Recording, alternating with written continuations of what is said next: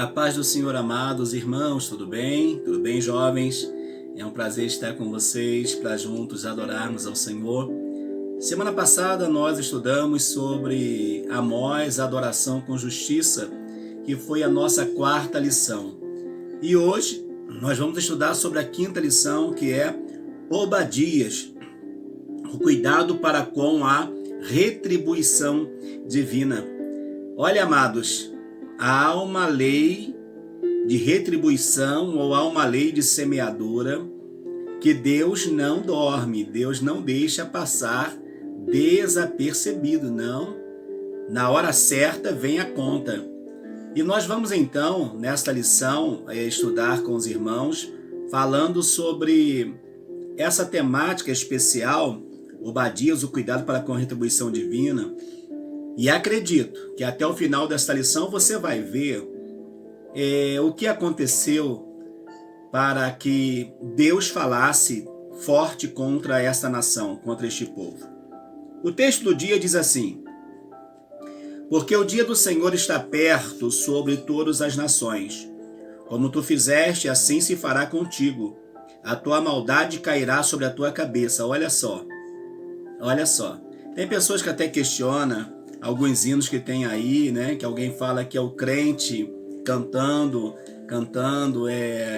predizendo maldição, mas não é não, amados. É a palavra de Deus. Muitas pessoas estão armando laços, estão cavando covas, mas é para elas mesmo caírem nessas covas, infelizmente.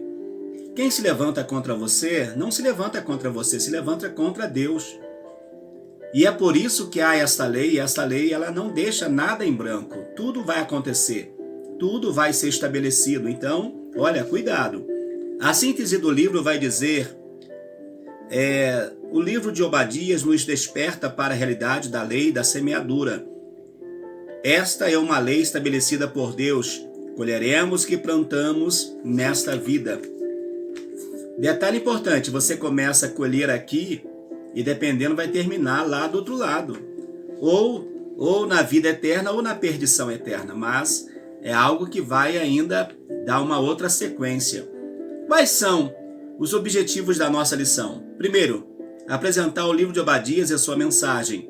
Esclarecer os motivos que levaram Obadias a profetizar um grande juízo sobre Edom.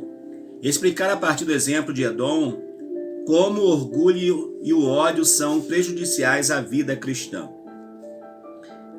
O nosso texto bíblico está em Obadias, capítulo 1, na verdade, Obadias, aqui está capítulo 1, mas não tem, Obadias não é capítulo 1, Obadias é versículo. Obadias, ele só tem um capítulo, então ele pode ser chamado também de versículos. Versículos que vão do 1 ao 4 e depois do 15 ao 17. Porque Obadias não tem 2 capítulos, só tem um, então pode ser falado somente versículos, mas tudo bem. Diz assim: visão de Obadias, assim diz o Senhor Jeová a respeito de Edom. Temos ouvido a pregação do Senhor e foi enviado às nações o embaixador dizendo: levantai-vos e levantemo-nos contra ela para a guerra. Eis que te fiz pequeno entre as nações, tu és muito desprezado. A soberba do teu coração te enganou, como habita nas fendas das rochas, na sua alta morada, que diz no seu coração: quem me derribará em terra? Se te elevares como a águia e puseres o teu ninho entre as estrelas, dali te derribarei, diz o Senhor. Porque o dia do Senhor está perto sobre todas as nações. Como tu fizeste, assim te fará contigo. A tua maldade cairá sobre a tua cabeça. É também o nosso texto áureo. Porque como vós bebestes no monte da minha santidade, assim beberão de contínuo todas as nações, beberão e engolirão e serão como se nunca tivessem sido. Mas no monte Sião haverá livramento, e ele será santo, e os da casa de Jacó possuirão as suas herdades. Tá vendo só? Vale aqui também dizer, já para nosso início, depois quando chegar lá a gente já passa direto. Edom são os descendentes de Esaú. Jacó e Esaú, Esaú e Jacó, nasceram de um mesmo ventre, de uma mesma mãe, porém com destinos totalmente opostos. E nós vamos ver que há essa guerra, há essa briga entre os descendentes de Jacó e os descendentes de Edom, de Esaú. Então nós vamos ver essa guerra no decorrer da lição. Ou seja, dois irmãos, primos, parentes que estão brigando por disputa de poder, só Jesus na causa. Diz assim a introdução: Obadias é o menor livro do Antigo Testamento, são apenas 21 versículos dentro de um único capítulo. Diferente de Amós, que se concentrou em Israel, ele destinou sua mensagem a uma nação estrangeira, Edom. Os edomitas, descendentes de Esaú, trataram os israelitas com crueldade e por isso foram avisados que receberiam uma retribuição divina pelo tratamento detestável ao povo de Deus. Havia um clamor israelita por este propósito. Tá vendo só? Eles, mesmo sendo parentes, vão se levantar de um modo ferrenho contra a nação de Deus, contra a nação de Israel. Obadias, o servo do Senhor. Obadias é um nome comum entre os árabes e judeus, cujo significado é servo do Senhor. É um composto de Obed, servo, e Yah, uma forma abreviada do tetragrama Yahvé, Jeová. O livro não fornece informações pessoais sobre o autor, por isso, nada sabemos sobre sua família, cidade ou profissão. Ele simplesmente diz visão de Obadias. É provável que o profeta estivesse em Jerusalém durante um período em que a cidade foi atacada. Os edomitas foram cruéis durante esta invasão. Obadias narrou os acontecimentos no estilo de uma testemunha ocular, alguém que estava vendo o que estava acontecendo. Ele era um homem piedoso que seguia a ortodoxia judaica, ou seja, seguia a lei, seguia o costume, os preceitos da lei judaica. A ortodoxia, aquilo que forma o cerne, o centro da religião, e acreditava na justiça divina. Ao ver a maldade dos edomitas, anunciou, impelido pelo Espírito de Deus, o juízo que estava por vir sobre esta nação. Ele então, cheio de Deus, ele vai ter a visão e vai entregar a visão. E também vale a pena aqui ressaltar, a importância do nome para o povo. Embora fosse um nome comum entre árabes e judeus, mas o significado é especial, o servo do Senhor. Estamos vivendo uma época em que as pessoas não querem ser servos, querem ser senhores, mas Deus está buscando os servos, Deus está buscando, inclusive o salmista vai dizer, Deus dizendo, achei a Davi meu servo e com o santo óleo ungi. Então Deus não está buscando estrelas, Deus não está buscando grandes homens e grandes mulheres para operar, Deus está buscando servos que ele possa contar para uma grande obra. Ei, está disposto? Quer ser um servo desse? Então se coloca, se apresenta dizendo, olha Senhor, pode contar comigo que eu estou à tua disposição para a obra. Embora você não seja Obadias e nem eu sou Obadias, mas que nós possamos também ser um servo do Senhor, preparados para a boa obra do Senhor nosso Deus. Em que época ele profetizou ou teve a sua visão? Não podemos afirmar quando o livro de Obadias foi escrito, pois o texto não oferece datas. Apenas apresentam indícios de um momento histórico em que os edomitas regozijaram-se com a invasão de Jerusalém e até mesmo lucraram com a sua destruição, tomando parte nos seus despojos. Olha que coisa triste, né? Ficaram de longe observando o que está acontecendo e depois ainda foram lá e ajudaram a saquear. Tiveram parte no que foi saqueado. Só Jesus na causa. A data pode ser 848 a 841 a.C. e 586 a.C. A data mais antiga refere-se ao reinado de Jorão. Neste período, os filisteus e árabes invadiram Judá e cometeram diversos saques. Então nós vamos ver aqui que era comum, Era comum essas questões de guerra, mas, irmãos, entre parentes, guerra entre parentes, infelizmente tem, Tá assim até hoje, infelizmente. Então a época aqui não tem como precisar, mas ele foi uma testemunha ocular do que estava acontecendo. Qual foi a sua mensagem? Qual foi a sua mensagem? O assunto principal do livro de Obadias é o julgamento divino contra Edom por causa da sua hostilidade contra os judeus. A mensagem do profeta nos reporta a promessa que Deus fez a Abraão: abençoarei os que te abençoarem e amaldiçoarei os que te amaldiçoarem. Os edomitas eram parentes dos judeus. A origem dessa história nos remete ao ventre de Rebeca. Edomitas e judeus provinham da mesma madre. Enquanto os edomitas descendiam de Esaú, os judeus descendiam de Jacó. O início do conflito começou entre os dois irmãos que disputavam a primogenitura, e com o passar dos séculos, a tensão entre estes dois povos cresceu, transformando-se em uma inimizade ferrenha.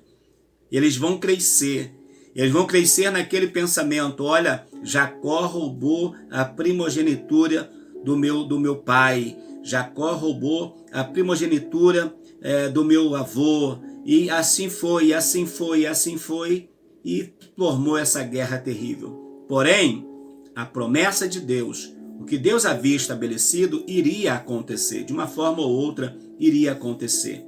Aconteceu por um caminho um pouco errado, um caminho errado? Foi, sim, tudo bem, mas iria acontecer. Por quê? Porque Esaú, ele nunca esteve de fato interessado pelas coisas de Deus, pelo contrário, ele sempre quis seguir as suas aventuras.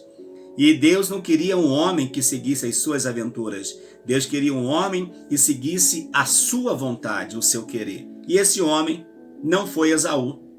Esse homem foi Jacó. Até porque Jacó teve que ter o seu nome mudado para Israel, né? Ele vai ter o seu nome mudado. Por quê? Porque foi necessário. Deus mudou a história de Jacó lá no Val de Jaboque. O julgamento divino, o orgulho. Irmãos, o orgulho é terrível. O orgulho é terrível. Se você é orgulhoso, olha, desça desse orgulho em nome de Jesus. Edom era uma nação vizinha a sudeste de Israel, ao sul de Moabe e do Mar Morto. Eles eram descendentes de Esaú, apesar de serem parentes de Israel. Sobrinhos, né? Sobrinhos de Jacó. Comportaram-se como inimigos.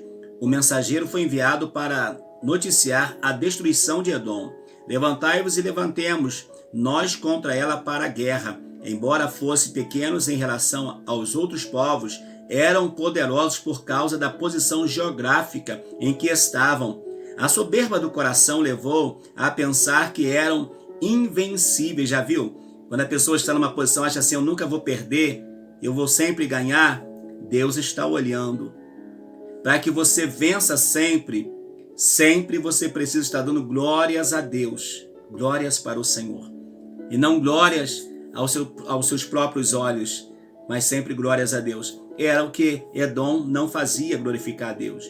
Eles, devido estar em uma posição geográfica, olhando tudo que estava para vir contra eles, naquele tempo principalmente, que não tinha nave, não tinha avião, não tinha helicóptero de guerra, não tinha drone como tem hoje, era fácil, porque eles viam, as pessoas viam, eles observavam os cavalos, enfim, eles conseguiam se defender. Mas mesmo assim Deus vai falar para eles uma dura palavra, porque mesmo eles sendo assim, Deus iria julgar, e Deus julgou realmente a causa deles com um juízo muito forte. Os judeus tinham o costume de identificar as pessoas por seus antepassados. Assim, Esaú é um nome para Edom e Jacó é usado como um nome para Judá. Os bens de Esaú referem-se às minas de ferro e cobre que pertenciam ao território dos edomitas. Da mesma forma que Edom traiu Judá, seus aliados o traíram, está vendo só? Ele traiu Judá para fazer aliança com o outro. E eles então traem a Edom para fazer aliança contra o próprio Edom, porque eles viam que Edom era, na verdade, um empecilho. Sozinhos, de repente, um não ia conseguir vencer. Então eles fazem uma aliança para poder destruir Edom. Do mesmo modo que ele foi lá contra Judá, fez aliança contrária, rompeu o trato, eles também romperam com ele. A lei da semeadura é a retribuição divina. Deus retribui. Irmãos, por isso que nós devemos ser bons, nos arrependermos dos nossos erros, para nós não sermos tidos como muitos que estão aí pagando um preço muito alto. Qual é a maldade? A principal razão, a ira divina derramada sobre Edom era a violência praticada contra o irmão Jacó.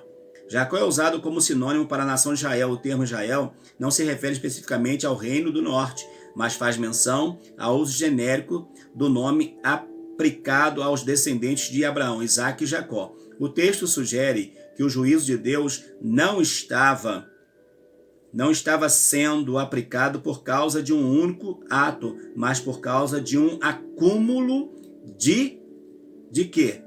De ações. Muitas coisas eles fizeram contra o povo de Deus. Não permitiram o povo de Deus passar, não permitiram. Então o preço foi um preço muito alto. A gota d'água foi a aliança de Edom com os povos inimigos que assolaram Jerusalém. Obadias declarou: tu mesmo era um deles. Em outras palavras, Edom aliou-se ao exército invasor. Eles olharam com prazer para a destruição de Jerusalém e se alegraram na má sorte do irmão. Está vendo só? Se alegraram enquanto o outro estava vivendo um tempo de desgraça, de invasão, de guerra, de luta. Eles estavam lá aplaudindo, mas só que Deus está olhando tudo e Deus não dorme. Deus não dorme. Deus julga todas as causas. A falta de compaixão é um grande pecado diante de Deus. Além de se alegrarem com a derrota alheia, foram instrumentos da maldade. O indivíduo dominado pela inveja tende a praticar atos desprezíveis.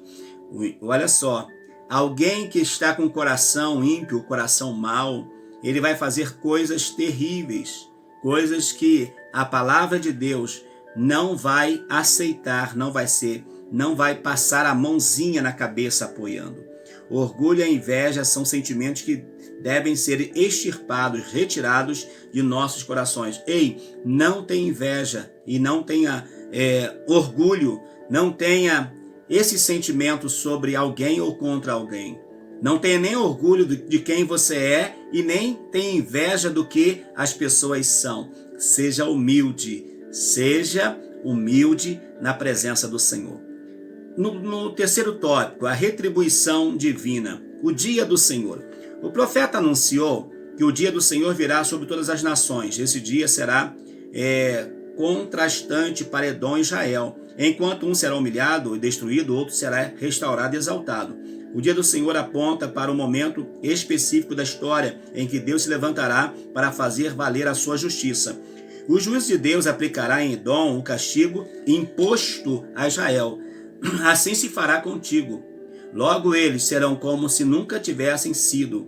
Todavia em Sião haverá livramento. Enquanto Esaú vai ser julgado e condenado, Israel, Jacó, vai ser abençoados. Por quê? Eles têm recorrido ao Senhor. Em Sião haverá livramento. Enquanto Edom experimentará a taça da ira divina, Judá receberá livramento. Enquanto a casa de Esaú será palha, a casa de Jacó será como fogo, palha e fogo, Jacó queimando Esaú. Deus aplicará a justiça na inversão dos papéis injustos. Os exaltados serão humilhados e os humilhados serão exaltados. Viu? Edom, Esaú, humilhou a Jacó, mas os papéis depois iriam se inverter. Você já ouviu falar naquela história ou naquela alegoria da roda gigante? Que uma hora você está lá em cima e outra hora você está cá embaixo. Aí de repente alguém está lá em cima e ele fala assim, eu vou jogar um papel na cabecinha daquele que está lá embaixo. Só que ele esquece que depois ele vai estar lá embaixo e o outro vai estar lá em cima. Então cuidado, se você está lá em cima, se você está em cima hoje, primeiro, lembre-se que você começou de baixo. E outra coisa, chegar no topo não é o caso, o negócio é permanecer no topo. Conte sempre com a ajuda do Todo-Poderoso na tua vida. Oh, maravilha! Vivamos de modo íntegro, confiando em Deus, em sua palavra, e ainda que enfrentemos desventuras no momento certo, o Senhor intervirá para fazer prevalecer a sua justiça e derramar o seu consolo sobre nós. Tá bom? Um é exaltado e o outro humilhado no tempo de Deus. A retribuição divina. Os juízos divinos são sempre fundamentados em motivos convincentes. Deus não comete injustiça. Deus não é injusto. Deus é justo. E a justiça de Deus não é como a justiça humana. A justiça do homem, às vezes, é recheada de interesse. Mas a justiça de Deus não. Ela é pura. A justiça de Deus, ela é maravilhosa. A doutrina da retribuição divina é bíblica. Deus fez aos edomitas o mesmo que eles fizeram a Judá. Edom e Israel eram parentes, no entanto, os edomitas sempre trataram Israel com desprezo. Na época de Moisés, o direito de passagem do israelita pelo território de Edom foi negado. Moisés mandou uma comitiva para pedir permissão para passar, ou seja, o irmão pedindo permissão para passar na terra do outro irmão, o outro irmão fala assim, aqui você não passa. Então, meu irmão, era um preço que eles iriam pagar mais tarde. Isso tudo foi para a conta deles. Mas o Senhor, no tempo certo, iria tratar, iria retribuir segundo a sua vontade. Deus escreveu uma lei no universo que não pode ser esquecida. A lei da semeadura. Gálatas capítulo 6, versículo 7. Tudo que o homem semear, ele vai colher. Se você semeia amor, paz, você vai colher amor e paz. Sabemos que já está difícil. Mas se você é um que gosta de plantar vento, você vai colher tempestade. Plante coisas boas. Plante coisas boas nas vidas das pessoas. E você vai ter um resultado fantástico. Você vai ter um resultado fora de série. A plantação que determina o resultado da colheita. O que você plantar, você vai colher. O cristão não deve semear na carne, isto é, viver pela carne, mas deve semear no Espírito, vivendo de acordo com a vontade do Espírito. Vamos semear naquilo que irá trazer proveito para a nossa vida espiritual. E não nos deixar dominar pela nossa carne. Irmãos, todos nós, se nós não tivermos cuidado, a nossa carne manda. A nossa carne vai sobressair e nós perderemos, com certeza. Só Jesus na nossa vida. Então vamos semear no Espírito. 3. O rebaixamento de Edom. Obadias nos ensina que Deus cumpre suas promessas. Suas profecias se cumpriram historicamente. Os edomitas foram como se nunca tivessem sido. No século VI a.C., eles foram derrotados e expulsos das suas terras. Viu? Eles achavam que ninguém iria chegar lá, dominar, iria vencê-los, mas eles foram expulsos das suas próprias terras. Foram novamente destruídos foram expulsos e fixaram moradia ali perto do Mar Morto. Em 312 a.C., foram novamente destruídos pelos nabateus. Depois espalhados, sobreviveram através dos casamentos mistos com outros povos da região do Novo Testamento. Os edomitas ficaram conhecidos como os idumeus. Herodes, o rei dos judeus, descendia dos idumeus, porém, em 70, o general Tito romano destruiu os israelitas idumeus, enquanto os israelitas se dispersaram e depois de quase 2000 anos reviveram como uma nação. Os idumeus desapareceram da história para sempre. A profecia de Obadias se cumpriu. Seu livro confirma o princípio bíblico para retribuição divina. O que o homem plantar, ele vai colher. Aqui está dizendo, porém, 70 antes de Cristo, 70 depois de Cristo, né? Que houve aquela divisão total, aquela situação que o povo sai, vai embora, precisou escapar por sua vida, então eles vão. Mas em 1949, se não me foge a memória, Se não for 49, é 48. Depois você pesquisa direitinho aí. Com um voto de um brasileiro que estava presidindo aquela sessão da ONU naquele momento, ele votou, Israel voltou a ser nação com o voto de um brasileiro. É por isso que o diabo tenta contra nós até hoje, contra o Brasil, mas nós somos em Cristo vitoriosos, porque é o Senhor que nos garante a vitória. Concluindo, amados, ninguém pode desafiar as leis espirituais e sair incólume, ou seja, sair sem que nada aconteça. Não, o que Deus estabeleceu está estabelecido. Devemos nos atentar para os maus exemplos, a fim de observarmos o fruto do pecado. Lembremos-nos de Edom. O ódio e o orgulho não devem ser ou ter espaço em nosso coração, pois uma vez inseridos, tende a crescer dentro de nós, provocando grandes estragos espirituais. Lembremos-nos de que o arrependimento e a fé em Jesus nos conduzirão ao amor e ao perdão, nos livrando de tais sentimentos vis.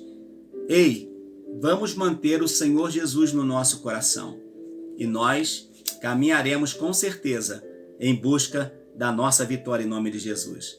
Já se inscreveu no canal? Ainda não? Se inscreva no canal, acione as notificações e vem comigo. Na próxima lição falaremos sobre Jonas. Deus ama a quem você detesta. É verdade, Deus ama quem nós detestamos, porque o amor de Deus não está equiparado aos meus sentimentos, porque o amor de Deus, ele é eterno. Venha comigo e deixa Deus trabalhar também na sua vida, em nome de Jesus. E aproveite que estamos estudando os profetas menores para você fazer a leitura desses livros. E com certeza você vai crescer muito na presença do Senhor. Amém.